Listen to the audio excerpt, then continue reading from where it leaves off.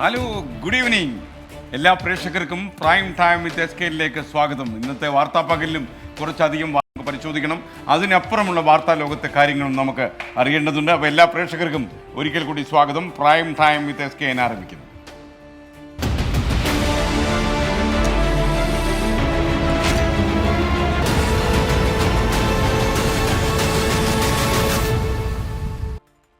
എല്ലാ ദിവസവും രാത്രി 8:30 സംപ്രേഷണം ചെയ്യുന്ന പ്രൈം ടൈം ആരംഭിക്കുകയാണ്.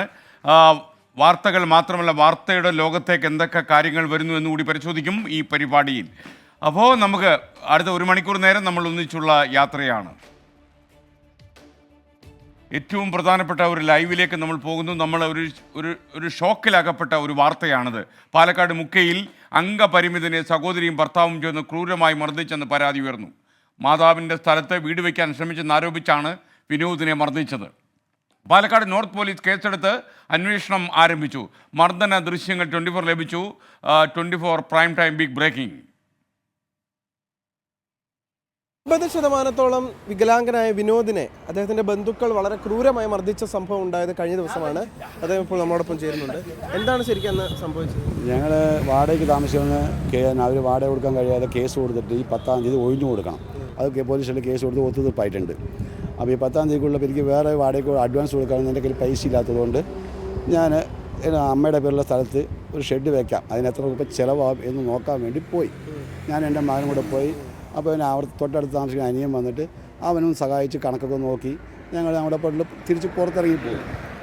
തൊട്ട വീട്ടിലെ സ്ത്രീയായിട്ട് തമാശ പറഞ്ഞ് നിൽക്കുമ്പം സഹോദരിയും ഭർത്താവും കൂടെ അതിൽ പോയവർ കുറച്ച് ദൂരം പോയിട്ട് സഹോദരിയുടെ ഭർത്താവ് എന്നെ കയറി തെറി വിളിക്കലായിരുന്നു. അത് എന്താണ് സംഭവം, ആരെയെ വിളിക്കണം ചോദിക്കാൻ വേണ്ടി ഞാൻ അങ്ങോട്ട് നടക്കാൻ പോയപ്പം അവരുടെ അടുത്തേക്ക് പോയിക്കൊണ്ടിരിക്കുമ്പോൾ അയാൾ വലിയൊരു വരക്കോഷം എടുത്തേക്ക് തല്ലാൻ വന്നു. ഞാൻ അതിൻ്റെ പുറകിൽ അനിയൻ വന്നിട്ട് അത് പിടിച്ചതുകൊണ്ട് ഞാൻ രക്ഷപ്പെട്ടു, ജീവനോടെ ഉണ്ട്. അത് കഴിഞ്ഞപ്പോൾ പിടിച്ച വഴി പെങ്ങളെ അങ്ങനെ തള്ളിയിട്ട് അളിയൻ്റെ വക ചവിട്ടി എനിക്ക് കിട്ടിയോടും ഞാൻ അതാ താഴെക്കട. പിന്നെ അത് കഴിഞ്ഞ് കാലിലും അവരുടെ മകൻ്റെ വക ചവിട്ട് ഈ ചവിട്ടി വീണ് ഈ വെപ്പുകാരാണത്. ഇതങ്ങോട്ട് തിരിച്ചപ്പോൾ ലിഗമെൻ്റ് ഇളകി. പോലീസിൽ പരാതി കൊടുത്തിട്ട് വേണ്ട നടപടി ഉണ്ടായില്ല. പോലീസ് സ്റ്റേഷനിൽ 2 ദിവസം എന്നെ പിടിച്ചിരുത്തി. ഇന്നലെ രാവിലെ മുതൽ വൈകുന്നേരം വരെ, മിനിയാന്ന് രാവിലെ മുതൽ വൈകുന്നേരം വരെ പിടിച്ചിരുത്തി. എൻ്റെ ഒരു മൊഴി എടുക്കുക, എൻ്റെ പരാതി എടുക്കുക അവിടെ ചെയ്തിട്ടില്ല. ശ്യാം ബാലുവിനൊപ്പം നിഖിൽ പ്രമേഷ്, 24 പാലക്കാട്. നിഖിൽ പ്രമേഷ് പാലക്കാട് നിന്ന് വീണ്ടും ചേരുന്നു. നിഖിൽ പ്രമേഷ്, ശരിക്കും എന്താണ് അവിടെ സംഭവിച്ചത്? കൂടുതൽ വിശദാംശങ്ങൾ എന്തൊക്കെയാണ്? Good evening. വളരെയധികം ദൗർഭാഗ്യകരമായിട്ടുള്ള ഒരു സംഭവമാണ് മുക്കയിൽ കഴിഞ്ഞ ദിവസം ഉണ്ടായിട്ടുള്ളത്. ഇപ്പോൾ നമ്മൾ ദൃശ്യങ്ങളിൽ കണ്ട വിനോദിന്റെ അമ്മയുടെ സ്ഥലത്ത് വിനോദ് ഇപ്പോൾ കഴിഞ്ഞ ഏതാനും മാസങ്ങളായി അദ്ദേഹത്തിന് ആക്സിഡന്റ് പറ്റിയതിനു ശേഷം 7 വർഷങ്ങൾക്ക് മുൻപ് ഒരു കാല് മുറിച്ച് കളഞ്ഞത്, മറ്റൊരു കാലം കൊണ്ട് നടക്കാൻ കഴിയാത്തൊരവസ്ഥയിലുമാണ് അദ്ദേഹം ഉള്ളത്. ഒരുപാട് ചികിത്സയിലൊക്കെയാണ്. അപ്പോൾ 7 വർഷമായി വാടക വീട്ടിലാണ് താമസിക്കുന്നത്. ആ വാടക വീട്ടിൽ നിന്ന് ഇറങ്ങിക്കൊടുക്കാൻ അദ്ദേഹത്തോട് പറയുന്നു. പോകാൻ മറ്റു വഴികളില്ലാതെ വന്നതോടുകൂടി അമ്മയുടെ സ്ഥലത്ത്, അതായത് സ്വന്തം അമ്മയുടെ സ്ഥലത്ത് ഒരു കുടിൽ കെട്ടി താമസിക്കാൻ അദ്ദേഹം തീരുമാനിക്കുകയാണ്. അവിടേക്ക് എത്തുമ്പോൾ ഈ സ്ഥലത്തിന്റെ ഉടമകളാണ് എന്ന് പറഞ്ഞുകൊണ്ട് ഇദ്ദേഹത്തിന്റെ തന്നെ സഹോദരി ഭർത്താവും ചേർന്ന് ഇദ്ദേഹത്തെ ക്രൂരമായി മർദ്ദിക്കുകയാണ്. അതിന്റെ ദൃശ്യങ്ങൾ നമുക്ക് ലഭ്യമാണ്. ആ ദൃശ്യങ്ങളിൽ തന്നെ നമുക്ക് കാണാൻ കഴിയും. ഇദ്ദേഹം നിലത്തിരുന്ന് തന്റെ വാക്കർ കൊണ്ട്, അതായത് അദ്ദേഹം വാക്കർ ഉപയോഗിച്ചാണ് നടക്കുന്നത്, ആ വാക്കർ കൊണ്ട് ഇവരെ പ്രതിരോധിക്കാൻ ശ്രമിക്കുന്നു. പക്ഷേ യാതൊരു ദയയും കാണിക്കാതെ ഈ സഹോദരി ഭർത്താവും ചേർന്ന് ഇദ്ദേഹത്തെ മർദ്ദിക്കുകയാണ്. ഇതുമായി ബന്ധപ്പെട്ട് ഇദ്ദേഹം പാലക്കാട് നോർത്ത് പോലീസിൽ ഒരു പരാതി നൽകിയിട്ടുണ്ട്. ഈ സഹോദരി ഭർത്താവും തിരിച്ചും ഒരു പരാതി നൽകിയിട്ടുണ്ട്. തങ്ങളെ അസഭ്യം പറഞ്ഞുവെന്നും മർദ്ദിക്കാൻ ശ്രമിച്ചുവെന്നും പറഞ്ഞുകൊണ്ടാണ് അവർ പരാതി നൽകിയിരിക്കുന്നത്.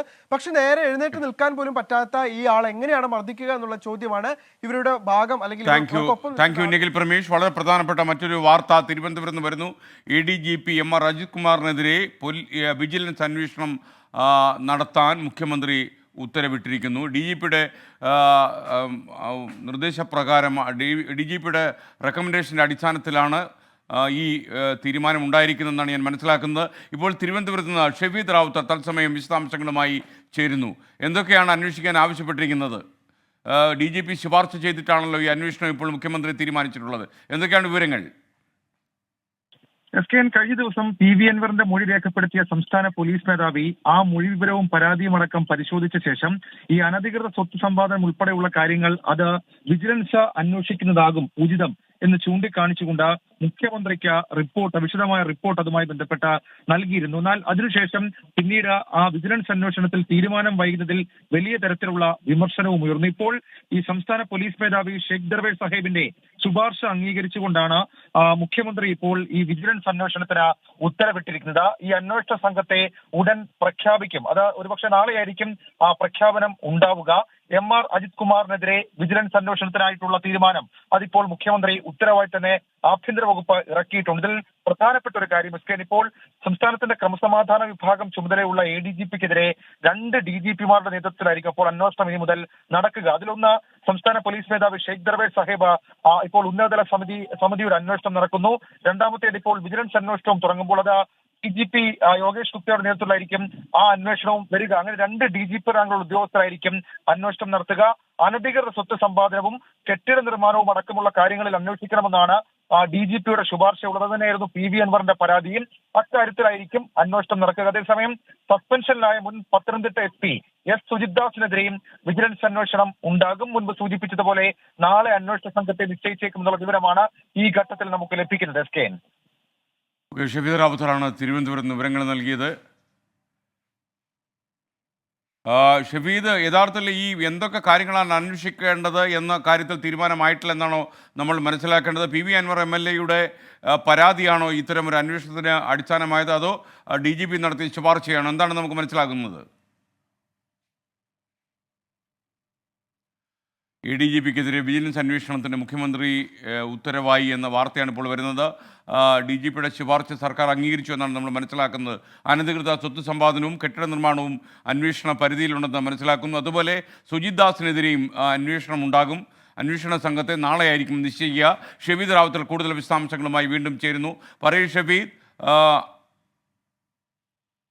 SKN നമുക്കറിയാവുന്ന പോലെ തന്നെ ഈ വിജിലൻസ് അന്വേഷണത്തിനുള്ള ശുപാർശ റിപ്പോർട്ട് സംസ്ഥാന പോലീസ് മേധാവി കൈമാറിയിട്ടും അതിനുശേഷം പിന്നീട് മുഖ്യമന്ത്രി തീരുമാനമെടുക്കാത്തത് അതിൽ ചെറിയ വിമർശനങ്ങൾ ഉയർന്നിരുന്നു. പ്രത്യേകിച്ച് പ്രതിപക്ഷ വിമർശനം ഉയർന്നിരുന്നു.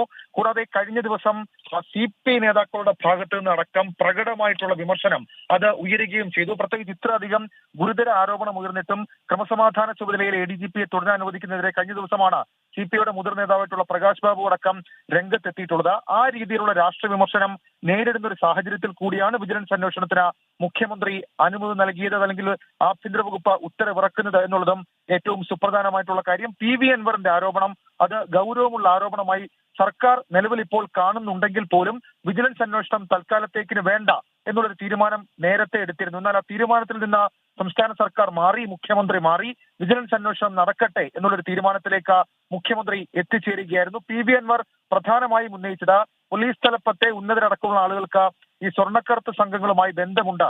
സ്വർണ്ണക്കടത്തിന്റെ ഒരു വിഹിതം അത് പോലീസിലെ പലർക്കും കിട്ടുന്നുണ്ട്. അതിൽ പേരെടുത്ത് തന്നെ ADGP M.R. അജിത് കുമാർ, സുജിത് ദാസ് ഉൾപ്പെടെയുള്ളവരുടെ കാര്യങ്ങൾ പറഞ്ഞിരുന്നു. ഇനി രണ്ടാമത്തെ കാര്യമാകട്ടെ പല ക്രമസമാധാന ചുമതലയുടെയും പാലനവുമായി ബന്ധപ്പെട്ടിട്ടുള്ള ചെലവ് അടക്കമുള്ള കാര്യങ്ങൾ അതിലും PV അൻവറിന്റെ പരാതിയിൽ സംശയം ഉന്നയിക്കുന്നു.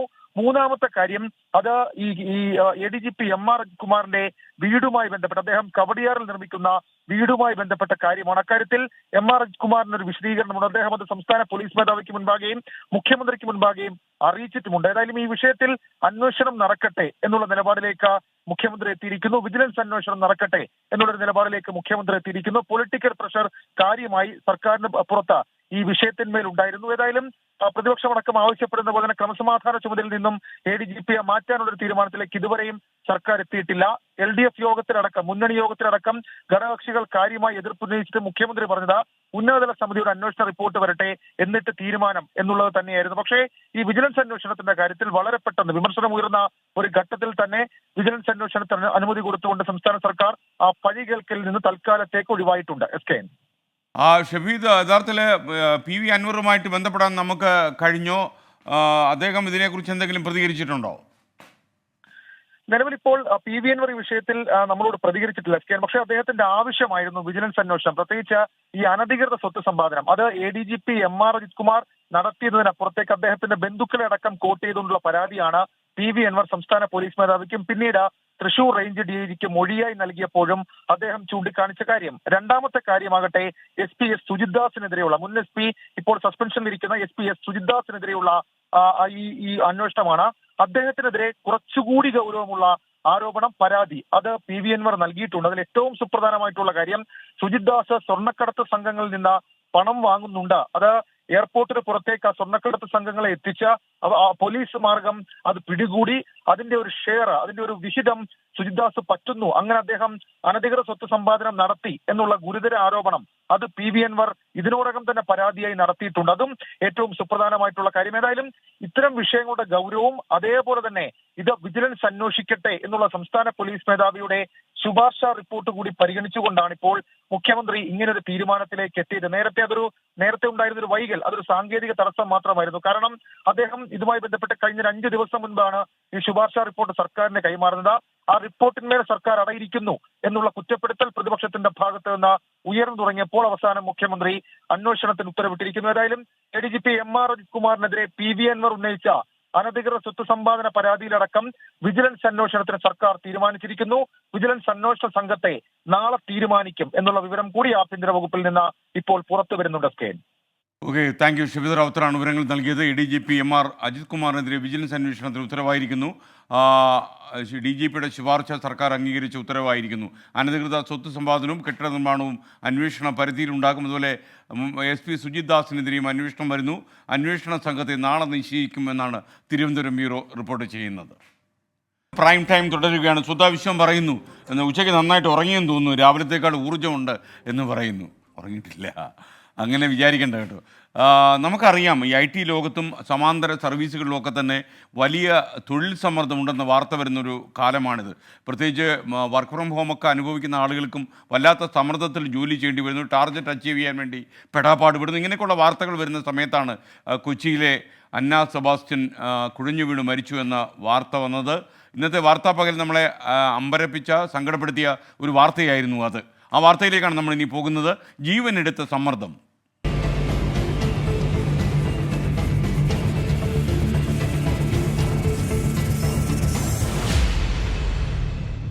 വർക്ക് പ്രഷർ അഥവാ തൊഴിൽ സമ്മർദ്ദം മൂലം കൊച്ചിയിലെ അന്ന സെബാസ്റ്റ്യൻ കുഴഞ്ഞു വീണ് മരിച്ചു എന്ന പരാതിയിൽ അന്വേഷണം ഉണ്ടാകുമെന്ന് കേന്ദ്ര സർക്കാർ അറിയിച്ചു. സമഗ്ര അന്വേഷണം നടത്തി നീതി ഉറപ്പാക്കുമെന്ന് കേന്ദ്ര തൊഴിൽ സഹമന്ത്രി ശോഭാ കരന്തലജെ അറിയിച്ചു. മകളുടെ മരണത്തിൽ അന്നയുടെ അമ്മ കമ്പനിക്ക് അയച്ച ENY എന്ന കമ്പനിക്ക് അയച്ച കത്ത് ചർച്ചയായതോടെയാണ് കേന്ദ്ര സർക്കാരിൻ്റെ ഈ ഇടപെടൽ. തൻ്റെ മകൾക്കുണ്ടായ ദുരവസ്ഥ ഇനി മറ്റൊരാൾക്കും ഉണ്ടാകരുതെന്ന് അന്നയുടെ അച്ഛൻ സിബി 24നോട് പറഞ്ഞു.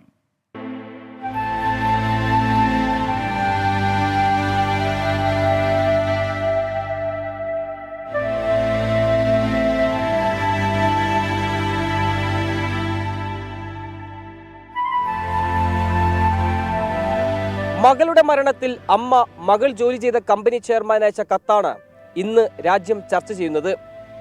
തൊഴിലിടത്തിലെ സമ്മർദ്ദം മരണത്തിലേക്ക് നയിച്ചു എന്ന് ആരോപിക്കുമ്പോൾ ആരോഗ്യകരമായ തൊഴിലിടത്തിനു വേണ്ടിയുള്ള ശബ്ദമാണ് ഉയരുന്നത്. പഠനത്തിൽ മികവ് പുലർത്തിയ അന്ന മാർച്ചിലാണ് പൂനെയിലെ ഏണസ്റ്റ് ആൻഡ് യങ് കമ്പനിയിൽ പ്രവേശിക്കുന്നത്. 4 മാസത്തിനിപ്പുറം ജൂലൈയിൽ അന്ന താമസസ്ഥലത്ത് കുഴഞ്ഞു വീണ് മരിച്ചു. ജോലിഭാരവും പുതിയ അന്തരീക്ഷവും മണിക്കൂറുകൾ നീണ്ട ജോലിയും അന്നയെ ശാരീരികമായും മാനസികമായും ബാധിച്ചു. ഉത്കണ്ഠയും ഉറക്കമില്ലായ്മയും സമ്മർദ്ദവും അനുഭവിച്ചതാണ് മരണകാരണമെന്ന് അന്നയുടെ പിതാവ് സിബി 24നോട് പറഞ്ഞു. നമ്മുടെ ഇപ്പോഴത്തെ എല്ലാ വർക്ക് കൾച്ചറും അങ്ങനെയാണ്. എല്ലാ കോർപ്പറേറ്റുകളിലും ഒരു സമയമില്ല. ഇപ്പോൾ ആ ഒരു നിശ്ചിത സമയം സ്ലേവറി പോലെയാണ് ഇപ്പോൾ കോർപ്പറേറ്റുകൾ. അതിനൊരു അവസാനം വരണം. ഇനിയുള്ള ഒരു ജോയിൻ ചെയ്യുന്ന ഒരു പുതിയ ഒരാൾക്ക് ഇങ്ങനെ ഒരു അനുഭവം വരരുത്. രാജിവെച്ച് തിരികെ നാട്ടിലേക്ക് വരാൻ മാതാപിതാക്കൾ ആവശ്യപ്പെട്ടിരുന്നെങ്കിലും ഭാവിയെ സ്വപ്നം കണ്ടാണ് അന്ന കമ്പനിയിൽ തുടർന്നത്. അമിത ജോലിഭാരം കാരണം കമ്പനിയിൽ നിന്ന് നിരവധി ജീവനക്കാർ രാജിവെച്ചിരുന്നുവെന്ന് അന്ന മാതാപിതാക്കളോട് പറഞ്ഞിരുന്നു. അമിത ജോലിയെ മഹത്വൽക്കരിക്കുന്ന തൊഴിൽ സംസ്കാരത്തെ തിരുത്താൻ കമ്പനി തയ്യാറാകണം. ജോലിയെടുക്കുന്ന മനുഷ്യരെ അവഗണിക്കുന്നത് ഒഴിവാക്കി അവരെ പരിഗണിക്കുന്ന നിലയിലേക്ക് മാറണമെന്നാവശ്യപ്പെട്ട് അന്നയുടെ അമ്മ കമ്പനി ചെയർമാൻ അയച്ച കത്ത് വലിയ ചർച്ചകൾക്ക് വഴിവെച്ചു. അഖിലേഷ് യാദവ്, സാകേത് ഗോഖലെ MP എന്നിവർ പങ്കുവച്ചതോടെ വിഷയം രാജ്യശ്രദ്ധ നേടി. മരണശേഷം 4 മാസത്തോളം കമ്പനി തുടരുന്ന അനാസ്ഥയെക്കുറിച്ച് അന്നയുടെ അമ്മ കത്തിൽ കുറ്റപ്പെടുത്തിയിരുന്നു. അന്നയുടെ മരണത്തിലേക്ക് നയിച്ച സാഹചര്യങ്ങളെക്കുറിച്ച് അന്വേഷിക്കുമെന്ന് കേന്ദ്ര തൊഴിൽ മന്ത്രാലയം അറിയിച്ചു. തൊഴിൽ സഹമന്ത്രി ശോഭാ കരന്തലജെയാണ് അന്വേഷണം നടത്തുമെന്ന് ഉറപ്പ് നൽകിയത്.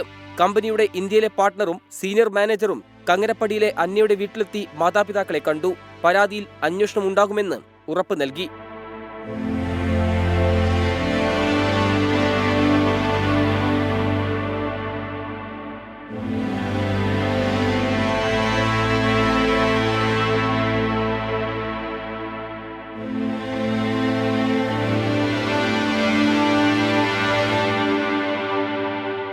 അന്നയുടെ മരണം മുന്നോട്ട് വയ്ക്കുന്ന ചോദ്യങ്ങൾ നിരവധിയാണ്. സ്വകാര്യ മേഖലയിലെ അനഭിലഷണ പ്രവർത്തനങ്ങൾ നിയന്ത്രിക്കാൻ നടപടി ഉണ്ടാകുമോ എന്നാണ് രാജ്യം ഉറ്റുനോക്കുന്നത്. കൊച്ചിയിൽ നിന്ന് നിതിൻ അംബുജൻ, 24. ഈ പ്രേക്ഷകർക്ക് അറിയുന്ന പോലെ വർക്ക് പ്രഷർ അഥവാ ജോലി സ്ഥലത്തെ സമ്മർദ്ദം അത് പുതിയ കാലത്തിൻ്റെ ഒരു സംഭാവനയാണ് എന്ന് വേണമെങ്കിൽ പറയാം. ലക്ഷ്യം സാക്ഷാത്കരിക്കാൻ വേണ്ടിയുള്ള ഓട്ടം, ആ ഓട്ടത്തിന് ഒരു കണക്കുമില്ല, കണക്കില്ലാതെ ഓടിക്കൊണ്ടിരിക്കുകയാണ്. ഈ ജോലി സമ്മർദ്ദം എങ്ങനെ നമുക്ക് അതിജീവിക്കാമെന്ന് കൂടി നമുക്ക് പരിശോധിക്കാം. മാനസികാരോഗ്യ വിദഗ്ധനായ ഡോക്ടർ CJ ജോൺ നമുക്കിപ്പം തത്സമയം 24-നൊപ്പം ചേരുന്നു.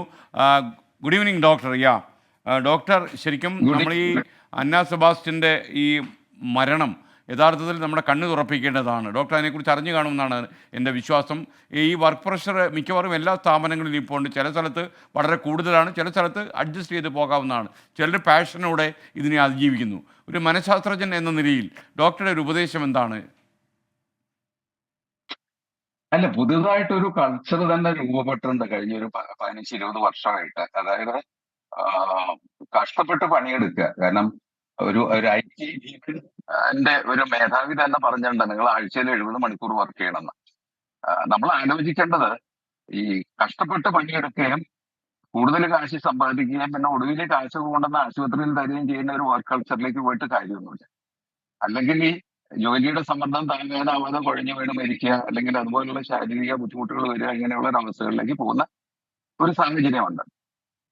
ഈ വോൾട്ടേജ് സ്റ്റെബിലൈസർ ഇല്ലാതെ അധിക വൈദ്യുതി കയറ്റിവിടുന്ന യന്ത്രങ്ങളെ പോലെ മനുഷ്യർ പ്രവർത്തിക്കേണ്ട കാര്യമൊന്നുമില്ല. കാരണം അത് വളരെ കൃത്യമായിട്ട് മനസ്സിലാക്കേണ്ടി വരും. കാരണം ഈ വോൾട്ടേജ് നമുക്ക് താങ്ങാൻ പറ്റുമോ എന്നുള്ളത് ഓരോ വ്യക്തിയും സ്വയം പരിശോധിക്കേണ്ടതാണ്. പലപ്പോഴും ഒരു തൊഴിലിടത്തില്, ഒരു കോർപ്പറേറ്റ് തൊഴിലിടത്തിൽ ചെന്ന് കയറുമ്പം അവരുടെ മോഹന വാഗ്ദാനങ്ങളൊക്കെ ഉണ്ടാവും. കാരണം നിങ്ങൾ അധികം പണിയെടുത്തു കഴിഞ്ഞാൽ പെട്ടെന്ന് പ്രൊമോഷൻ കിട്ടും, പെട്ടെന്ന് നിങ്ങളുടെ ശമ്പളം കൂടും, ധാരാളം സമ്പാദിക്കാം, ഈ തരത്തിലുള്ള പ്രലോഭനങ്ങൾ ഉണ്ടാവാം. കോവർക്കേഴ്സും ഒക്കെ അങ്ങനെ തന്നെ പറയാം. പക്ഷെ ഓരോ വ്യക്തിയും സ്വയം വിശകലനം ചെയ്യേണ്ടത്, എന്റെ സ്കിൽ സെറ്റിനനുസരിച്ചിട്ടുള്ള പണിയാണോ ഇത്, എന്റെ കപ്പാസിറ്റിക്ക് അല്ലെങ്കിൽ എന്റെ കഴിവിന് അല്ലെങ്കിൽ എനിക്ക് ചെയ്യാൻ പറ്റുന്നതിന്റെ പരമാവധി കഴിയുന്നുണ്ടോ, അത് എന്നെ ബാധിക്കുന്നുണ്ടോ, എന്നെ മാനസികമായിട്ട് തളർത്തുന്നുണ്ടോ, ഈ തരത്തിലുള്ള ചോദ്യങ്ങൾ സ്വയം ചോദിക്കേണ്ടതുണ്ട്. 2023 മെക്കിൻസി ഹെൽത്ത് നടത്തിയിട്ടുള്ള ഒരു സർവേയില് 30 രാജ്യങ്ങൾ നടത്തിയ സർവേയില് ഇന്ത്യയിലുള്ള കോർപ്പറേറ്റ് ഓർഗനൈസേഷൻസ് ഉള്ള സ്ഥാപനങ്ങളിലാണ് ഏറ്റവും മുന്തിയ നിലയിൽ വർക്ക് റിലേറ്റഡ് ഫാറ്റിക് അല്ലെങ്കിൽ തളർച്ച ക്ഷീണം ഉണ്ടാകുന്നതാണ് പറയുന്നത്. 62%. പിന്നീട് ജപ്പാനിൽ വരുന്നത് ഏറ്റവും കുറഞ്ഞ സ്വിറ്റ്സർലൻഡിലാണ്. അപ്പൊ നമ്മുടെ ഒരു സാഹചര്യത്തിൽ ജോലി ചെയ്യുക എന്നുള്ളത് മാത്രമാണ് പറയുന്നത്.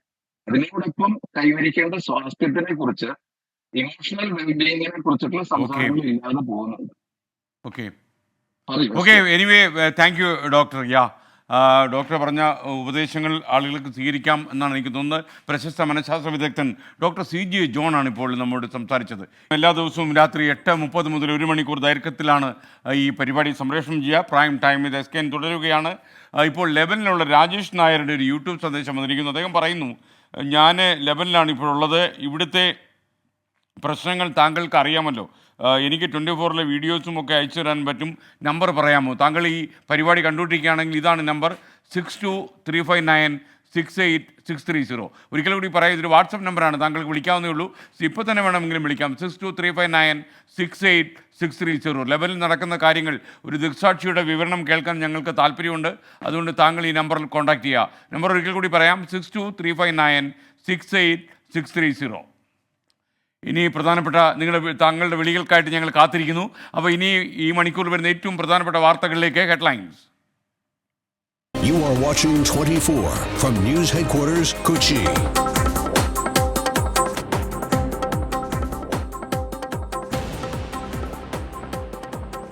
അനധികൃത സ്വത്ത് സമ്പാദന ആരോപണത്തിൽ ADGP MR അജിത് കുമാറിനെതിരെ വിജിലൻസ് അന്വേഷണത്തിന് സർക്കാർ ഉത്തരവായി.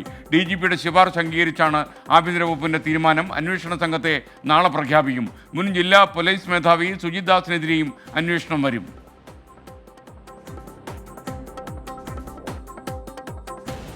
മുഖ്യമന്ത്രിയുടെ പൊളിറ്റിക്കൽ സെക്രട്ടറി P. ശശിക്കെതിരെ CPIM-ന് പരാതി നൽകി PV Anwar MLA. ADGP MR Ajith കുമാറിനെതിരെ നടപടി ഉണ്ടായില്ലെങ്കിൽ സഖാക്കളെ സംഘടിപ്പിച്ച് എതിർക്കുമെന്ന് PV അൻവർ 24-നോട്. പി ശശിയെ സംബന്ധിച്ച് വ്യക്തമായി ഞാൻ സൂചിപ്പിച്ചിട്ടുള്ളതാണ്, പറഞ്ഞിട്ടുള്ളതാണ്. അതുകൊണ്ട് ഈ അജിത് കുമാറിന്റെ കരാള ഹസ്തങ്ങൾക്ക് പിന്നിൽ പി ശശി ഉണ്ട് എന്ന് തന്നെയാണ് ഞാൻ ഇപ്പോഴും ഉറച്ചു വിശ്വസിക്കുന്നത്. അന്വേഷണ റിപ്പോർട്ടിന് കാത്തിരിക്കാതെ MR അജിത് കുമാറിനെ മാറ്റണമെന്ന് CPI നേതാവ് K പ്രകാശ് ബാബു ഇന്ന് പറഞ്ഞു. റിപ്പോർട്ട് കിട്ടിയ ശേഷം നടപടിയെന്ന് LDF convener TP Ramakrishnan.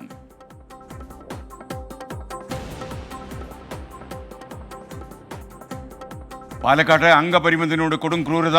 Mukkai സ്വദേശി വിനോദിനെ സഹോദരിയും ഭർത്താവും ചേർന്ന് ക്രൂരമായി മർദ്ദിച്ചു.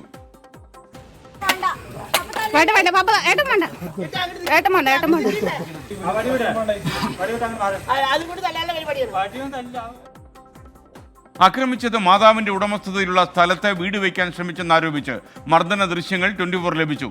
കേസെടുത്ത് പാലക്കാട് നോർത്ത് പോലീസ്.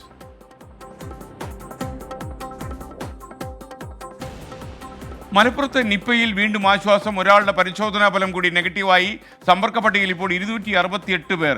എംബോക്സ് സ്ഥിരീകരിച്ച 38കാരൻ്റെ ആരോഗ്യനില തൃപ്തികരമായി തുടരുന്നു. രോഗലക്ഷണങ്ങളുമായി സംസ്ഥാനത്തെത്തിയ 3 പേരുടെ പരിശോധനാ ഫലം കൂടി നെഗറ്റീവായി. പ്രതിരോധ പ്രവർത്തനങ്ങൾ വിലയിരുത്തി ആരോഗ്യമന്ത്രിയുടെ നേതൃത്വത്തിൽ അവലോകന യോഗം.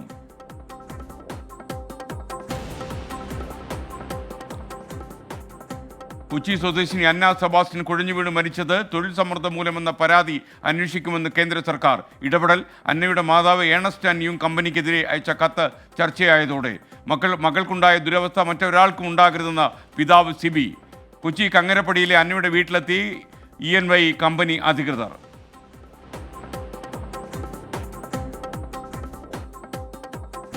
അരിയിൽ ഷുക്കൂർ വധക്കേസിൽ P ജയരാജിന്റെയും TV രാജേഷിന്റെയും വിടുതൽ ഹർജി തള്ളി. CPM ഉന്നത നേതൃത്വത്തിന്റെ നീക്കം പൊളിച്ചത് ഷുക്കൂറിന്റെ മാതാവ് അത്തീക്കയുടെ വാദങ്ങൾ. നിയമപോരാട്ടം തുടരുമെന്ന P ജയരാജൻ, നീതി ലഭിച്ചെന്ന് PK കുഞ്ഞാലിക്കുട്ടി.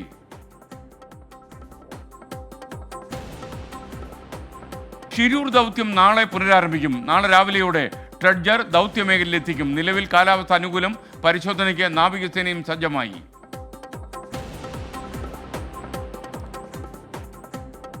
ശ്രീനഗറിൽ വാഗ്ദാന പെരുമഴയുമായി പ്രധാനമന്ത്രി നരേന്ദ്രമോദിയുടെ തെരഞ്ഞെടുപ്പ് റാലി.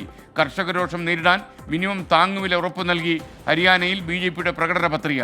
രാഹുൽ ഗാന്ധിക്കെതിരായ തീവ്രവാദി പരാമർശത്തിൽ കേന്ദ്രമന്ത്രിക്കെതിരെ കർണാടക പോലീസ് കേസെടുത്തു.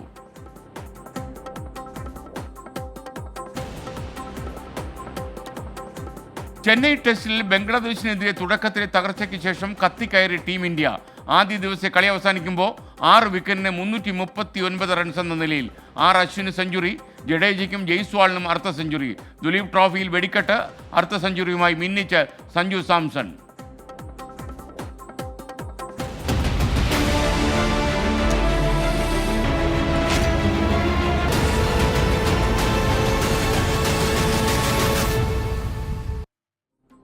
ഇനി സ്പോട്ട് ലൈവിലേക്ക് നമ്മൾ കടക്കുന്നു. വാർത്തകൾ സംഭവിക്കുന്ന സ്ഥലത്ത് നിന്ന് ഞങ്ങളുടെ പ്രതിനിധികൾ നേരിട്ട് ചേരുകയാണ്. സ്പോട്ട് ലൈവിലേക്ക് സ്വാഗതം.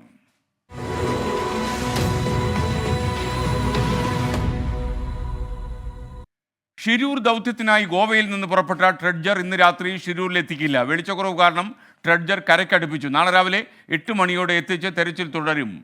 വിവരങ്ങളുമായി ഷിരൂരിൽ നിന്ന് അരുൺ പൂപ്പറമ്പ തത്സമയം ചേരുകയാണ്. അരുൺ, പറയൂ വിശദാംശങ്ങൾ.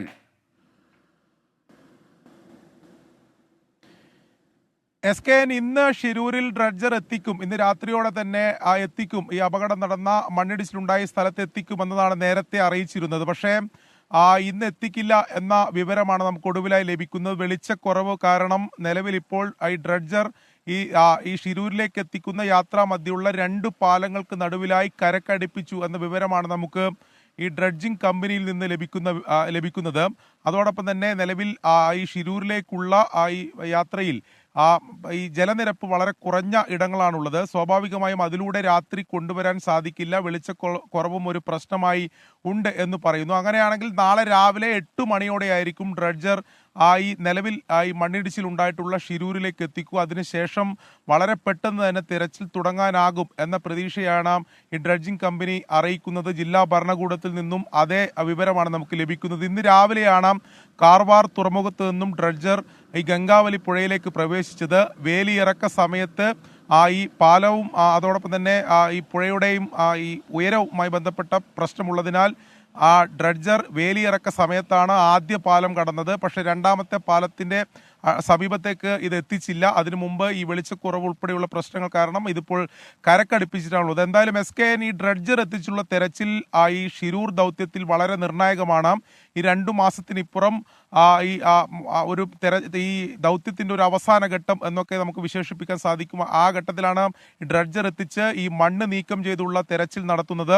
അതായത് നേരത്തെ തന്നെ നാവികസേന ഉൾപ്പെടെ മാർക്ക് ചെയ്തിട്ടുള്ള സ്ഥലങ്ങളുണ്ട്. അതോടൊപ്പം റഡാർ ഡ്രോൺ പരിശോധനകളിൽ കണ്ടെത്തിയിട്ടുള്ള സ്പോട്ടുകളുണ്ട്. ഇവിടെയൊക്കെ വലിയ മണ്ണിൻ്റെ സാന്നിധ്യമുണ്ട്, വലിയ കല്ലുകളുടെ സാന്നിധ്യമുണ്ട്. മണ്ണിടിച്ചിലിനെ തുടർന്ന് പുഴയിലേക്ക് പതിച്ചിട്ടുള്ള ആ മണ്ണും കല്ലുകളും നീക്കം ചെയ്യുക, അതിനു വേണ്ടിയാണ് ഡ്രഡ്ജർ എത്തിക്കുന്നത്. ആദ്യം നിലവിൽ ഇപ്പോൾ കഴിഞ്ഞ, അതായത് 1 മാസം മുമ്പ് നാവികസേനയുടെ പരിശോധനയിൽ കണ്ടെത്തിയിട്ടുള്ള അവർ മാർക്ക് ചെയ്തിട്ടുള്ള 30 മീറ്റർ ചുറ്റളവുള്ള സ്ഥലമുണ്ട്, ആ ഇടമുണ്ട്. ആ സ്പോട്ടിലെ ആ പുഴക്കടിയുള്ള മണ്ണും കല്ലുകളുമായിരിക്കും ആദ്യം നീക്കം ചെയ്യുക. അവിടെ ലോറി ഉണ്ട് എന്ന് തന്നെയാണ് കരുതുന്നത്. ഈ ശാസ്ത്രീയമായ പരിശോധനയിലും അത്തരം സൂചനകളാണ് ലഭിച്ചിട്ടുള്ളത്. അതിനുശേഷം പുഴയുടെ അടിത്തട്ട് ക്ലിയർ ആയതിനു ശേഷം നാവികസേനയും അതോടൊപ്പം തന്നെ നേരത്തെ തന്നെ തെരച്ചിലുണ്ടായിരുന്ന ഈശ്വർ മാൽപേ സംഘവും അവർ പുഴയുടെ അടിത്തട്ടിലേക്ക് എത്തിയുള്ള തെരച്ചിൽ പരിശോധന നടത്തുകയും ചെയ്യും. എന്തായാലും ഡ്രഡ്ജർ ഉപയോഗിച്ചുള്ള തെരച്ചിലിൽ ഫലം കാണുമെന്ന പ്രതീക്ഷ തന്നെയാണ് ഈ ദൗത്യ സംഘവും ജില്ലാ ഭരണകൂടവും എല്ലാം പങ്കുവെക്കുന്നത്. അതേ പ്രതീക്ഷയോടെയാണ് അർജുൻ്റെ കുടുംബവും കാത്തിരിക്കുന്നത്. അർജുൻ, ജഗന്നാഥ്, ലോകേഷ് ഉൾപ്പെടെ 3 പേരെയാണ് നിലവിൽ കണ്ടെത്താനുള്ളത്. അവർക്ക് എന്ത് സംഭവിച്ചു എന്ന കാര്യത്തിൽ നമുക്ക് ഉത്തരം കണ്ടെത്തേണ്ടതുണ്ട്. അതിനുവേണ്ടിയുള്ള ഒരു നിർണായകമായിട്ടുള്ള തെരച്ചിൽ നടപടിയാണ് SKN നാളെ ആരംഭിക്കുന്നത്. Okay, thank you Arun Pooparamba. ലെബനിൽ നിന്ന് രാജേഷ് നായർ അറിയിക്കുന്നു. അദ്ദേഹത്തിന് ഞാൻ പറഞ്ഞപ്പോൾ നമ്പർ എഴുതാൻ കഴിഞ്ഞില്ല. നമ്പർ ഇതാണ് 6235968630. ഒന്നുകൂടെ പറയാം, 623596860. 6235968630. താങ്കൾക്ക് എഴുതാൻ പറ്റി കാണുമെന്നാണ് എൻ്റെ വിശ്വാസം. ലെവലിലിരുന്ന് കുത്തിക്കുറിക്കുമ്പോൾ ബുദ്ധിമുട്ടുണ്ടോ എന്ന് എനിക്കറിയില്ല. അല്ലെങ്കിൽ താങ്കളൊരു കാര്യം ചെയ്യും, ഈ വാട്സപ്പിലേക്ക് താങ്കളുടെ നമ്പർ അയച്ചാലും ഞങ്ങൾ തിരിച്ചു വിളിക്കാം. ഇനി മൂന്നാർ എക്കോ പോയിന്റിൽ വിനോദസഞ്ചാരികൾക്ക് മർദ്ദനം. കൊല്ലത്ത് നിന്നെത്തിയ സഞ്ചാരികളെയാണ് ഹൈഡൽ ടൂറിസം കരാർ ജീവനക്കാരും ഫോട്ടോഗ്രാഫേഴ്സും ചേർന്ന് മർദ്ദിച്ചത്. പരിക്കേറ്റവരിൽ സ്ത്രീകൾക്കും കുട്ടികളും പരിക്കേറ്റു എന്ന് പറയുന്നു. രാഹുൽ വിജയൻ കട്ടപ്പനയിൽ നിന്ന് വിശദാംശങ്ങളുമായി ചേരും. പറയൂ രാഹുൽ വിജയൻ. SKN ഇന്ന് ഉച്ചയോടെ കൂടിയാണ് ഈ സംഭവം നടക്കുന്നത്. ഇന്ന് പുലർച്ചെയാണ് ഈ 17-അംഗ സംഘം കൊല്ലത്ത് നിന്ന് മൂന്നാറിലേക്ക് വിനോദസഞ്ചാരത്തിന് വേണ്ടി എത്തുന്നത്. പല സ്ഥലങ്ങൾ ചുറ്റിക്കറങ്ങി കണ്ടതിന് ശേഷമാണ് അവർ മൂന്നാർ എക്കോ പോയിന്റിലേക്ക്, മാട്ടുപ്പെട്ടി എക്കോ പോയിന്റിലേക്ക് എത്തുന്നത്. ഇവിടെ എത്തി ഈ 17 പേരും ബോട്ടിങ്ങിനായി ഇറങ്ങുകയായിരുന്നു. പിന്നീട് ആ ബോട്ടിങ്ങിന്റെ ടിക്കറ്റ് എടുത്തതിന് ശേഷം അധികമായൊരു 10 രൂപ കൂടി തരണമെന്ന് ഹൈഡൽ ടൂറിസം ജീവനക്കാർ ഈ 17-അംഗ സംഘത്തോട് ആവശ്യപ്പെട്ടു. എന്നാൽ ബോട്ടിങ്ങിനല്ലാതെ സാധാരണ വരുന്ന ആളുകൾക്ക് മാത്രം പോരെ 10 രൂപയുടെ അധിക ടിക്കറ്റ് എന്നൊരു ചോദ്യമാണ് ഈ പ്രശ്നത്തിനൊക്കെ കാരണമെന്നാണ് ഈ മർദ്ദനമേറ്റ ആളുകൾ പറയുന്നത്. അതിൽ 62 വയസ്സുകാരിയായ നജീമ എന്ന് പറയുന്ന ആളെ ഈ ഹൈഡൽ ടൂറിസം ജീവനക്കാരും അതുപോലെ തന്നെ അവിടെ ഉണ്ടായിരുന്ന ഗൈഡുകളും ഫോട്ടോഗ്രാഫർമാരും ചേർന്ന് സ്റ്റെപ്പിൽ നിന്ന് തള്ളിയിട്ടു എന്നുള്ളതാണ് പറയുന്നത്. ഇവരുടെ നട്ടെല്ലിന് പൊട്ടലുണ്ട് എന്നുള്ളതാണ് അറിയാൻ കഴിഞ്ഞിരിക്കുന്നത്. മാത്രമല്ല കുട്ടികളടക്കമുള്ള 17-അംഗ സംഘത്തെയാണ് തടഞ്ഞു വെച്ചത്. എല്ലാവരുടെയും കൈ പിടിച്ചു തിരിക്കുകയും അവരെ മർദ്ദിക്കുകയും പരിക്കേൽപ്പിക്കുകയും അസഭ്യവർഷം നടത്തുകയും ചെയ്തു ഈ ഹൈഡൽ ടൂറിസം ജീവനക്കാരും അതുപോലെ തന്നെ ഗൈഡുകളും ഫോട്ടോഗ്രാഫർമാരും ചേർന്ന് എന്നുള്ളതാണ് ഏറ്റവും പ്രധാനപ്പെട്ട പരാതി. 1-ലധികം പേർക്ക് ഗുരുതരമായ പരിക്കുണ്ട്. ഗുരുതരമായി പരിക്കേറ്റവരെ കൊല്ലത്തെ സ്വകാര്യ ആശുപത്രിയിലേക്ക് കൊണ്ടുപോവുകയും ചെയ്തിട്ടുണ്ട്. മറ്റു ചിലർ മൂന്നാറിലെ ടാറ്റ ഹോസ്പിറ്റലിൽ ചികിത്സയിൽ തുടരുകയുമാണ്. എന്തായാലും വിഷയത്തിൽ മൂന്നാർ പോലീസ് കേസ് എടുത്തിട്ടുണ്ട്. ഇതിനു മുമ്പും ഈ ഹൈഡൽ ടൂറിസം ജീവനക്കാർക്കെതിരെ, ഇക്കോ പോയിന്റിലെ ഹൈഡൽ ടൂറിസം ജീവനക്കാർക്കെതിരെയും അവിടുത്തെ ഗൈഡുകൾക്കെതിരെയും ഫോട്ടോഗ്രാഫർമാർക്കെതിരെയും നിരവധി പരാതികൾ അവിടെ എത്തുന്ന സഞ്ചാരികൾ നൽകിയിട്ടുള്ളതാണ്. സമാനമായ അവസ്ഥയിലാണ് ഇന്നത്തെയും കാര്യം. എന്തായാലും ഈ പരാതിക്കാർക്ക് പുറമെ, ഈ മർദ്ദനമേറ്റവർക്ക് പുറമെ ഈ ഹൈഡൽ ടൂറിസം ജീവനക്കാർക്കും മർദ്ദനമേറ്റിട്ടുണ്ട് എന്ന് ചൂണ്ടിക്കാണിച്ച് അവരും ചികിത്സ തേടിയിട്ടുണ്ട്. അവരും പരാതി കൊടുക്കുമെന്നുള്ളതാണ് അറിയാൻ കഴിയുന്നത്. Okay, thank U. രാഹുൽ വിജയനാണ് കട്ടപ്പനയിൽ നിന്നും ചേർന്നത്. സീന മുഹമ്മദിൻ്റെ ഒരു യൂട്യൂബ് സന്ദേശം. സീന പറയുന്നത്, എനിക്കിന്ന് പകൽ വാർത്ത കാണാൻ കഴിഞ്ഞില്ല.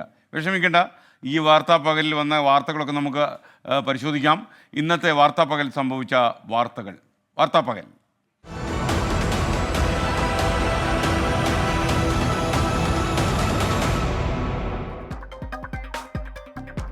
ഹേമ കമ്മിറ്റിയിലെ 20 പേരുടെ മൊഴികൾ ഗൗരവമുള്ളതെന്ന് പ്രത്യേക അന്വേഷണ സംഘം.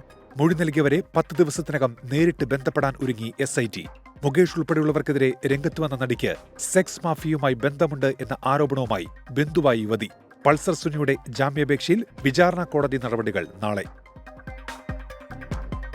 കലവൂർ സുഭദ്ര കൊലക്കേസിൽ പ്രതികളുമായി തെളിവെടുത്തു. പ്രതികളായ മാത്യൂസും ശർമിളയും 8 ദിവസം പോലീസ് കസ്റ്റഡിയിൽ. കോടതിയിൽ നാടകീയ രംഗം സൃഷ്ടിച്ച് പ്രതി ശർമിള. കൊല്ലം മൈനാഗപ്പള്ളിയിൽ സ്കൂട്ടർ യാത്രികയെ കാർ കയറ്റി കൊലപ്പെടുത്തിയ പ്രതികൾ രാസലഹരി ഉപയോഗിച്ചതായി വിവരം. അജ്മലിന്റെ ക്രിമിനൽ പശ്ചാത്തലത്തെക്കുറിച്ച് അറിയില്ലായിരുന്നുവെന്ന് ഡോക്ടർ ശ്രീകുട്ടിയുടെ മൊഴി. നാട്ടുകാർ ഉപദ്രവിക്കുമെന്ന് ഭയമുള്ളതുകൊണ്ടാണ് വാഹനം നിർത്താതിരുന്നത് എന്ന് അജ്മൽ. ശ്രീകുട്ടിയുടെ MBBS ബിരുദം അംഗീകാരമുള്ളതാണോ എന്നന്വേഷിക്കാൻ പോലീസ്. മന്ത്രിസ്ഥാനത്തെ ചൊല്ലി NCPയിൽ തർക്കം രൂക്ഷം. ഇരുപക്ഷത്തെയും ചർച്ചയ്ക്ക് വിളിച്ച് ശരത് പവാർ. നാളെ ദേശീയ നേതൃത്വത്തെ കാണുമെന്ന് മന്ത്രി AK ശശീന്ദ്രൻ. മന്ത്രിസ്ഥാനം വെച്ചുമാറാൻ കരാർ ഉള്ളതായി അറിയില്ലെന്ന് വനമന്ത്രി. AK ശശീന്ദ്രനെ നീക്കണമെന്ന് നേതൃത്വത്തോടാവശ്യപ്പെട്ട് തോമസ് കെ തോമസ്. മന്ത്രിമാറ്റ ചർച്ചകളെക്കുറിച്ച് തുറന്നു സമ്മതിക്കാതെ PC ചാക്കോ. ഓണച്ചെലവുകൾക്ക് ശേഷം സംസ്ഥാനം വീണ്ടും കടുത്ത സാമ്പത്തിക പ്രതിസന്ധിയിൽ. ട്രഷറിയിൽ നിയന്ത്രണം. 5 ലക്ഷം രൂപയിൽ അധികമുള്ള ബില്ലുകൾ ഇനിയൊരു അറിയിപ്പുണ്ടാകും വരെ മാറി നൽകില്ല. നിയന്ത്രണം തദ്ദേശ സ്ഥാപനങ്ങളെയും കരാറുകാരെയും ബാധിക്കും. മുഖ്യമന്ത്രിയോട് ദയാവധത്തിന് അപേക്ഷിച്ച് കത്തയച്ച കരുവന്നൂർ സഹകരണ ബാങ്കിലെ നിക്ഷേപകൻ മാപ്രാണ സ്വദേശി ജോഷിക്ക് ഇപ്പോഴും നീതി കിട്ടിയില്ല. ബാങ്കിന് മുന്നിൽ വസ്ത്രമൂരി വേറിട്ട പ്രതിഷേധം. ബാങ്ക് വാക്കുപാലിച്ചില്ലെന്ന് ജോഷി. രാഹുൽ ഗാന്ധിക്കെതിരായ തീവ്രവാദി പരാമർശത്തിൽ കേന്ദ്രമന്ത്രിക്കെതിരെ കേസ്. റവന്യൂ സിംഗ് ബിട്ടുവിനെതിരെ കേസെടുത്തത് ബംഗളൂരു പോലീസ്. നടപടി കർണാടകയിലെ കോൺഗ്രസ് നേതാക്കളുടെ പരാതി.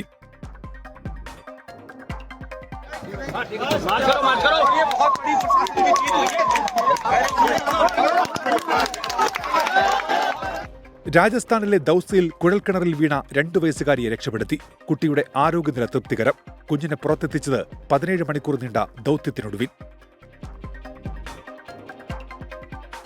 ബംഗളൂരുവിലെ ആശുപത്രിയിൽ ഉണ്ടായ തീപിടുത്തത്തിൽ മലയാളി യുവാവിന് ദാരുണാന്ത്യം. മരിച്ചത് പുനലൂർ സ്വദേശി സുജയ് സുജാതൻ. ഷോർട്ട് സർക്യൂട്ടിനെ തുടർന്ന് തീപിടുത്തമുണ്ടായത് മതിക്കരയിലെ മെഡിക്കൽ കോളേജിൽ. ഗുരുതര പൊള്ളലേറ്റത് പനി ബാധിച്ച് ആശുപത്രിയിൽ ചികിത്സയിലിരിക്കെ.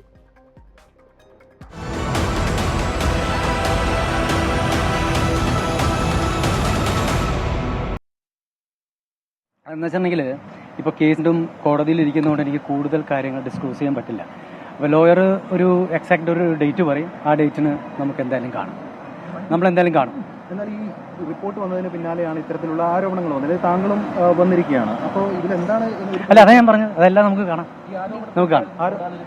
അത് നമുക്ക് അതെല്ലാം നിങ്ങൾക്ക് അതെല്ലാം വഴിയെ മനസ്സിലാവുമല്ലോ. അത് വ്യാജ പരാതിയാണെന്നൊക്കെയുള്ള കാര്യങ്ങളാണ് താങ്കൾ പറഞ്ഞിരുന്നത്. അതൊക്കെ എന്താണ്?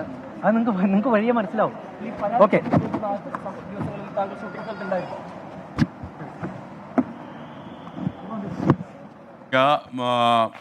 കൊച്ചിയിൽ വിമാനം ഇറങ്ങിയതിനു ശേഷം മാധ്യമപ്രവർത്തകരുടെ ചോദ്യങ്ങളോട് പ്രതികരിക്കുകയായിരുന്നു. അതാണ് തത്സമയം നിങ്ങൾ കണ്ടത്.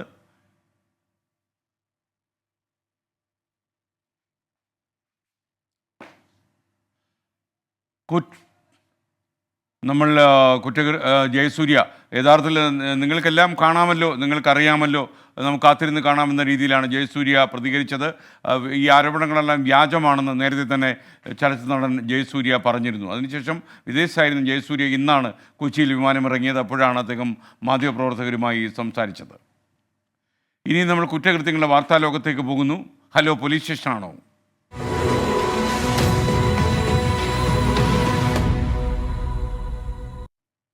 ആലപ്പുഴ കലവൂർ സുഭദ്ര കൊലക്കേസിൽ പ്രതികളുമായി അന്വേഷണ സംഘത്തിൻ്റെ തെളിവെടുപ്പിന്നുണ്ടായി. മൃതദേഹം കുഴിച്ചുമൂടിയ കോർത്തുശ്ശേരിയിലെ വീട്ടിലും പരിസരത്തും 1-ാം പ്രതി ശർമിളയെയും 2-ാം പ്രതി മാത്യൂസിനെയും എത്തിച്ചു. പണത്തിനും സ്വർണത്തിനും വേണ്ടിയാണ് കൊല നടത്തിയത് എന്നാണ് പ്രതികളുടെ മൊഴി.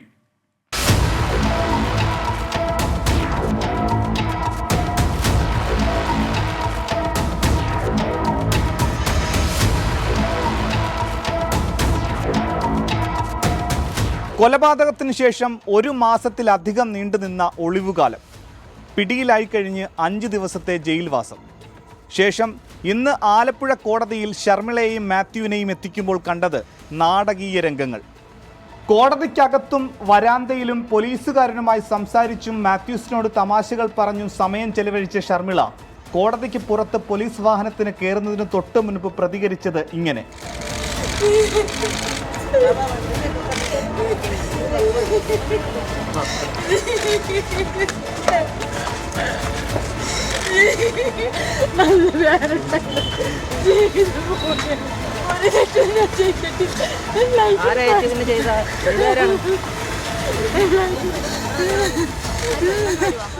എട്ട് ദിവസത്തെ പോലീസ് കസ്റ്റഡിയിൽ വിട്ട പ്രതികളെ കൊല നടത്തി കുഴിച്ചുമൂടിയ കലവൂർ കോർത്തശ്ശേരിയിലെ വാടക വീട്ടിലെത്തിച്ചു.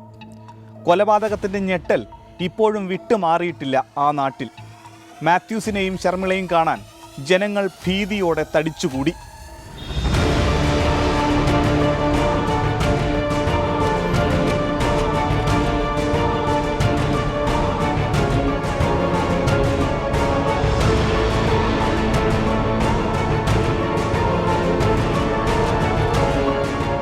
വീടിനുള്ളിലെ ഹാളിൽ വെച്ച് സുഭദ്രയെ കൊലപ്പെടുത്തിയ രീതി പ്രതികൾ പോലീസിനോട് വിശദീകരിച്ചു. ഷാളുകൊണ്ട് സുഭദ്രയുടെ കഴുത്തിൽ ആദ്യം കുരുക്കിട്ടു. പ്രതിരോധിക്കാൻ ശ്രമിച്ച സുഭദ്രയെ കട്ടിൽ നിന്ന് ചവിട്ടി നിലത്തിട്ടു. പിന്നെ നെഞ്ചിൽ ആഞ്ഞു ചവിട്ടി. ക്രൂരമർദ്ദനം. ഒടുവിൽ മരിച്ചു എന്ന് മനസ്സിലാക്കിയ ശേഷം കുഴിച്ചുമൂടി. കഴിഞ്ഞ ഓഗസ്റ്റ് 7-നായിരുന്നു ആ കൊലപാതകം. കൊല്ലപ്പെട്ട സമയത്ത് സുഭദ്ര കിടന്നിരുന്ന തലയിണ വീടിന്റെ പുറകിലെ വെള്ളക്കെട്ടിൽ നിന്ന് കണ്ടെത്തി.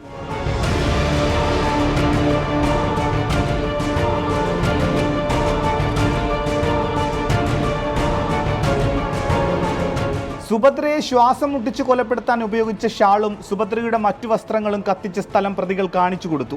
സുഭദ്രയുടെ മൊബൈൽ ഫോൺ, ആഭരണങ്ങൾ, ബാഗ് തുടങ്ങിയവ ഇനിയും കണ്ടെത്തേണ്ടതുണ്ട്. പ്രതികൾ ഒളിവിൽ കഴിഞ്ഞിരുന്ന സ്ഥലങ്ങളിലും സുഭദ്രയുടെ സ്വർണ്ണാഭരണങ്ങൾ വിറ്റ മണിപ്പാലിലെ ജ്വല്ലറിയിലും എത്തിച്ച് തെളിവെടുക്കും. റിമാൻഡിലുള്ള മൂന്നാം പ്രതി റെയ്നോൾഡിനായി പിന്നീട് കസ്റ്റഡി അപേക്ഷ നൽകുകയുള്ളൂ. സുഭദ്രയെ ഉറക്കിക്കിടത്താനായി മരുന്നു വാങ്ങി നൽകിയ മാത്യൂസിന്റെ സുഹൃത്തായ റെയ്നോൾഡിന് കൊലപാതകത്തിൽ നേരിട്ട് പങ്കില്ലെന്നാണ് നിഗമനം. കൊച്ചി കടവന്ത്ര സ്വദേശിനി സുഭദ്രയെ ഓഗസ്റ്റ് 4-നാണ് കാണാതാകുന്നത്. പിന്നീട് ഈ മാസം 10-നാണ് മാത്യൂസ് വാടകയ്ക്ക് താമസിച്ചിരുന്ന വീടിന്റെ പിറകിൽ കുഴിച്ചിട്ട നിലയിൽ സുഭദ്രയുടെ മൃതദേഹം കണ്ടെടുക്കുന്നത്. സ്വന്തം മകളെ പോലെ സ്നേഹിച്ച, വിശ്വസിച്ച ഒരു സ്ത്രീയെയാണ് ഷർമിളയും മാത്യൂസും ചേർന്ന് അതിക്രൂരമായി കൊലപ്പെടുത്തിയത്. സ്വർണം കവരാൻ വേണ്ടി നടത്തിയ കൊലപാതകത്തിന്റെ മുഖ്യ ആസൂത്രണം നടത്തിയതും ഷർമിള തന്നെ എന്നതാണ് ഏറ്റവും ഞെട്ടിക്കുന്നത്. ഷിബിൻ ബഷീറിനൊപ്പം മനീഷ് മഹിപാൽ, 24 ആലപ്പുഴ. അമേരിക്കയിലായിരുന്ന നടൻ ജയസൂര്യ കൊച്ചിയിൽ തിരിച്ചെത്തി. കൊച്ചി വിമാനത്താവളത്തിലാണ് അദ്ദേഹം എത്തിയത്. ലൈംഗിക പീഡന പരാതിയിൽ കൂടുതൽ പ്രതികരിക്കാനില്ലെന്ന് ജയസൂര്യ പ്രതികരിച്ചു. നിതിൻ അംബുജൻ തത്സമയം ചേരുകയാണ് കൊച്ചിയിൽ നിന്ന്. പറയൂ നിതിൻ, ജയസൂര്യ എന്തൊക്കെയാണ് പറഞ്ഞത്? കാത്തിരുന്ന് കാണാമെന്ന രീതിയിൽ അദ്ദേഹം പ്രതികരിച്ചത് ഞാൻ ശ്രദ്ധിച്ചു. എന്തൊക്കെയാണ് കൂടുതൽ വിശദാംശങ്ങൾ? SKN ഹേമ കമ്മിറ്റി റിപ്പോർട്ട് പുറത്തുവന്നതിന് പിന്നാലെ നടൻ ജയസൂര്യക്കെതിരെ 2 ലൈംഗിക അതിക്രമ പരാതികളാണ് ഉണ്ടായത്. ഈ പരാതി ഉണ്ടായ ഘട്ടത്തിലടക്കം ജയസൂര്യ, ഈ വെളിപ്പെടുത്തൽ നടക്കുന്ന ഘട്ടത്തിൽ ജയസൂര്യ വിദേശത്തായിരുന്നു. ഇപ്പോൾ വിദേശത്ത് നിന്നും ജയസൂര്യ കൊച്ചിയിൽ തിരിച്ചെത്തി. അദ്ദേഹം 2 വാക്കുകളാണ് അദ്ദേഹം പ്രതികരിച്ചത്. പ്രധാനപ്പെട്ട കാര്യം, ഇതിപ്പോൾ കോടതിയുടെ പരിഗണനയിലിരിക്കുന്ന വിഷയമാണ്, അതുകൊണ്ട് കൂടുതൽ പ്രതികരിക്കാനില്ല, വൈകാതെ കാണാം എന്നാണ് അദ്ദേഹം വ്യക്തമാക്കിയത്. മറ്റ് കൂടുതൽ പ്രതികരണങ്ങൾക്ക് എന്തായാലും അദ്ദേഹം കടന്നിട്ടില്ല. അദ്ദേഹത്തിന്റെ മുൻകൂർ ജാമ്യ ഹർജി അടുത്ത മാസം പരിഗണിക്കാനിരിക്കുന്നുണ്ട്. അതുകൊണ്ട് തന്നെ കോടതിയിലിരിക്കുന്ന വിഷയമായതിനാൽ കൂടുതൽ പ്രതികരിക്കാനില്ല എന്നാണ് അദ്ദേഹം വ്യക്തമാക്കിയത്. ലൈംഗിക അതിക്രമ പരാതി ജയസൂര്യക്കെതിരെ 1-ലധികം പരാതികളുണ്ട്. ഈ പരാതിയുടെ പശ്ചാത്തലത്തിൽ ജയസൂര്യക്കെതിരെ കേസെടുത്തിരുന്നു. മാത്രമല്ല സ്ത്രീത്വത്തെ അപമാനിച്ചടക്കമുള്ള പരാതികളാണ് ജയസൂര്യക്കെതിരെ ഉണ്ടായിരിക്കുന്നത്. എന്തായാലും ജയസൂര്യ ഇപ്പോൾ ഇത് നിയമപരമായി നേരിടുമെന്ന് അദ്ദേഹം നേരത്തെ വിദേശത്തിരിക്കുമ്പോൾ തന്നെ തന്റെ ഇൻസ്റ്റാഗ്രാമിലൂടെ അദ്ദേഹം പ്രതികരിച്ചിരുന്നു. പക്ഷേ മാധ്യമങ്ങളോട് ആദ്യമായിട്ടാണ് അദ്ദേഹം പ്രതികരിക്കുന്നത്. എന്തായാലും ഇത് നിയമപരമായി തന്നെ നേരിടും എന്ന് തന്നെയാണ് അദ്ദേഹം പറഞ്ഞു വയ്ക്കുന്നത്. മറ്റു ചോദ്യങ്ങൾക്കും തന്നെ അദ്ദേഹം പ്രതികരിക്കാതെ ഇപ്പോൾ മടങ്ങിയിട്ടുണ്ട്. SKN. അറ്റകുറ്റപ്പണിയുടെ ഭാഗമായി അരൂർ തുറവൂർ ദേശീയപാതയിൽ ഗതാഗത നിയന്ത്രണം തുടങ്ങി എന്നാണ് മനസ്സിലാക്കുന്നത്. തുറവൂർ ഭാഗത്തുനിന്ന് അരൂർ ഭാഗത്തേക്ക് പോകുന്ന റോഡ് ഒരാഴ്ചത്തേക്ക് അടച്ചിട്ടു. അരൂർ ഭാഗത്തുനിന്ന് തുറവൂർ ഭാഗത്തേക്കുള്ള റോഡിൽ മാത്രമാണ് ഇപ്പോൾ ഗതാഗതം അനുവദിച്ചിരിക്കുന്നത്. വിവരങ്ങളുമായി ഈ അരൂരിൽ നിന്ന് ശ്രീകാന്ത് നമുക്കൊപ്പം ചേരുന്നു. പറയൂ ശ്രീകാന്ത്.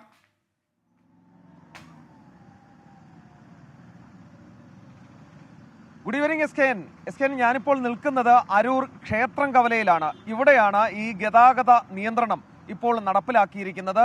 ചില്ലറ പരിഷ്കാരമല്ല, വളരെ ശ്രമകരമായ പരിഷ്കാരമാണ് നടപ്പിൽ വരുത്തിയിരിക്കുന്നത്. ഇത് വാഹന യാത്രികർക്കും ഒപ്പം തന്നെ അത് നിയന്ത്രിക്കാൻ നിൽക്കുന്ന പോലീസ് ഉദ്യോഗസ്ഥർക്കും വലിയ ബുദ്ധിമുട്ട് ഉണ്ടാക്കുമെന്ന കാര്യത്തിൽ സംശയമില്ല. ദേ ഈ ബ്ലോക്ക് കണ്ടാൽ മനസ്സിലാകും ഇതിൻ്റെ ഒരു അവസ്ഥ. അതായത് ഒരു വരിയിൽ കൂടിയാണ് എറണാകുളത്ത് നിന്നും ആലപ്പുഴയ്ക്ക് പോകാനുള്ള വാഹനങ്ങളും ആലപ്പുഴയിൽ നിന്നും എറണാകുളത്തേക്ക് പോകാനുള്ള വാഹനങ്ങളും ഒരൊറ്റ വരിയിലൂടെയാണ് ഇപ്പോൾ കയറ്റിവിടുന്നത്. ഒരു വലിയ വാഹനം ആ വരിയിലേക്ക് കയറി ഒന്ന് ഒടിച്ചെടുത്ത് മുന്നോട്ട് പോകാൻ പെടുന്ന പെടാപ്പാടാണ് ഈ ദൃശ്യങ്ങളിൽ ഇപ്പോൾ കാണുന്നത്.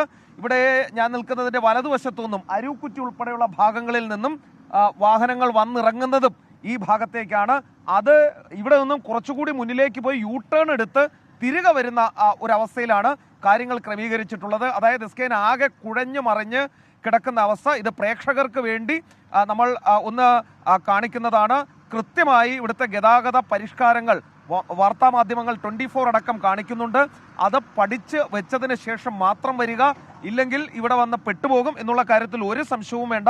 ഉയരപ്പാത നിർമ്മാണവുമായി ബന്ധപ്പെട്ട് ഏതാണ്ട് ഒരു 1.5 കിലോമീറ്ററിലാണ് എസ്കേൻ ഈ നിയന്ത്രണങ്ങൾ ഇപ്പോൾ കൊണ്ടുവന്നിട്ടുള്ളത്. അതിങ്ങനെയാണ്: എറണാകുളം ഭാഗത്തു നിന്നും ആലപ്പുഴ ഭാഗത്തേക്ക് പോകുന്നവർ കുണ്ടന്നൂർ നിന്നും തൃപ്പൂണിത്തറ, പുതിയകാവ്, ഉദയംപേരൂർ, വൈക്കം, തണ്ണീർമുക്കം വഴിയോ ബീച്ച് റോഡ്, പള്ളിത്തോട്, ചെല്ലാനം വഴി തീരദേശ റോഡ് വഴിയോ പോകേണ്ടതാണ്. ഇല്ലെങ്കിൽ ഇതുപോലെ ബ്ലോക്കിൽ പെട്ടുപോകും. പകൽ സമയങ്ങളിലായിരിക്കും വലിയ ബുദ്ധിമുട്ടുണ്ടാകുന്നത്.